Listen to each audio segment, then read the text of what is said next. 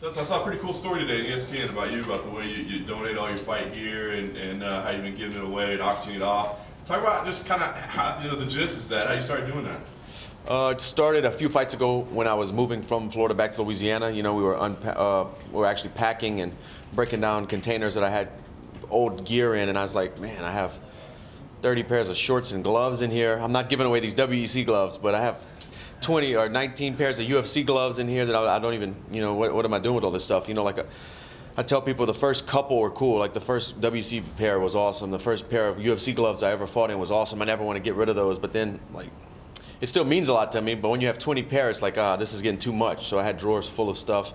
And when we were moving, we decided just to we were like, we can sell it. And I was like, let's sell it for charity. And me and my wife decided to do that. And we got the ball rolling. And now I have my own nonprofit in Louisiana. And I'm just trying to do some good stuff. That's cool. How did you figure out like how you're going to use the funds? What kind of organizations you were going to give to? When we first did it, I didn't really know. It was kind of like, let's just whatever's going. There's always, I mean, we live in a messed up time, so something's always going to be going on. And instead of picking one particular cause or purpose to give these funds to, and it's not even funds, we'll do charity or be the middleman and buy the stuff that these places need. Like the next one we're doing, that's what we're doing. We're going to be the middleman to help them reach their goal.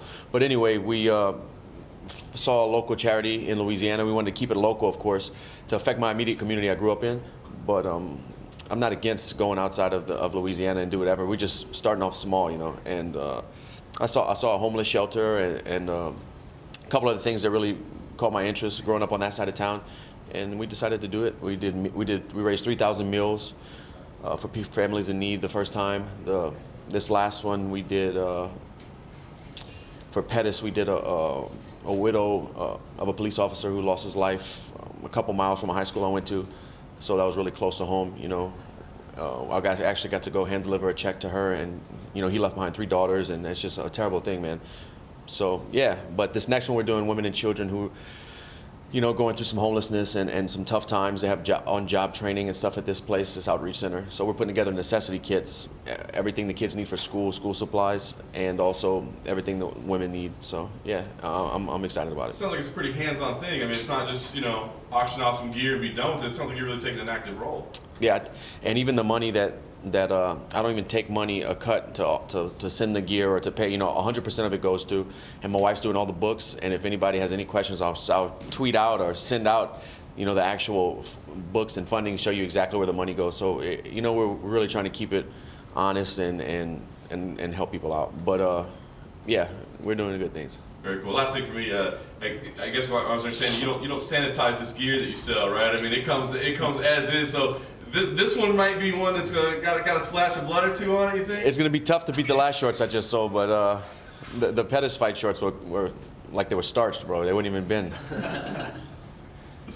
What was the genesis behind picking the charity that you did for this time? You know, it's Women and Children's Outreach Center. So I mean, I was raised by my mother and my grandmother. So you know, women are very powerful and have a huge role in development and growing for men and women, and just, you know, it was something I thought that mattered.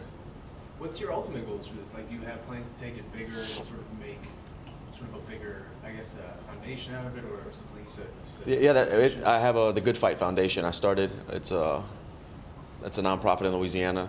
But I want it to be as big as it can get and help as many people as it can. I'd love it to reach across different states, maybe different countries, you know, that would be great. But right now we're just trying to get the word out there. It's thegoodfightgroup.com. And you can check out our goals and our mission and everything we're doing right now. We'll keep it updated with new goals and stuff. So. Is this something that you've kind of grown into, like through fighting? I mean, as you've got older, or is it something that has always been something you just wanted to do? You know, I like to help people if I can, but as I got more established in fighting and people knew who I, you know, had more awareness, people knew who I was, more of a household name, especially in Louisiana, I felt like I had a platform to help people out, and why not, you know? Yeah, it's just something close to my heart. I feel like if I can help people, that's what we all should be doing, you know, if we have that platform and that opportunity. I'm just trying to use this for something good, you know. Fighting is more than just stepping in the cage. I fight for a lot of things, you know. It's not just silver and gold I'm fighting for. I'm fighting to help my family, help other people's family as well. Speaking of fighting, I wonder what interests you more going into a fight like this. I mean, are you interested more in looking for a title, maybe fighting Khabib, or does the Conor McGregor wanting to get that back for you? I mean, is that more interesting on a personal level? I mean, on a personal level, I set out to be world champion. That's why I started fighting. But of course, I'd love to get a rematch with Conor and try to right some wrongs and mistakes I made in the fight. But I'm into being, I'm fighting to be a world champion, not to catch rematches and hold grudges. That's not the goal. The goal is to be world champion. And with the division the way it is right now, a win on Saturday would go a long ways for you. I mean, do you see a clear path for yourself to the title, or is everything kind of up in the air? I mean, how do you feel about it? I mean, the sport is so crazy. Anything could happen overnight, and I feel like I'll be the closest I've ever been to fighting for the belt with the win on Saturday night. Maybe that is the next step, maybe one more, but I'm right there with the top two guys, I believe.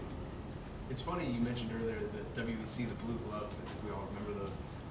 The last time there was a big MMA event at the Gila River Arena was WEC 53, which was the last WEC show. And I know you weren't on that card, but were you in attendance for that? No, I believe Pettis fought Henderson again. Yeah. Yeah, no, I watched it on TV, but I remember it for sure. Is there a certain level of nostalgia for you still that you hold for the WEC?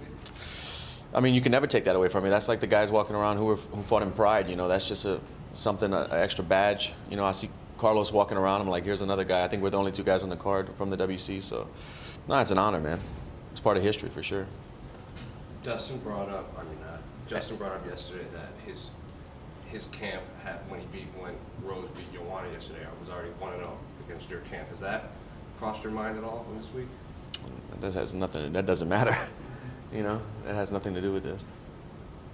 What area of the game do you think you're best at compared to Justin? Like, what area do you feel like you have the best advantage? Striking, jiu-jitsu for sure. We'll get in there and see his wrestling, but I have tremendous faith in my wrestling. I've been working on it for a long time and pushing myself very hard and putting myself in uncomfortable positions. Wrestling didn't come to me naturally. And I went to American Top Team and really started working on it, and I feel like I've come leaps and bounds. I can wrestle with the best guys in the world, so I feel like I'm solid there too.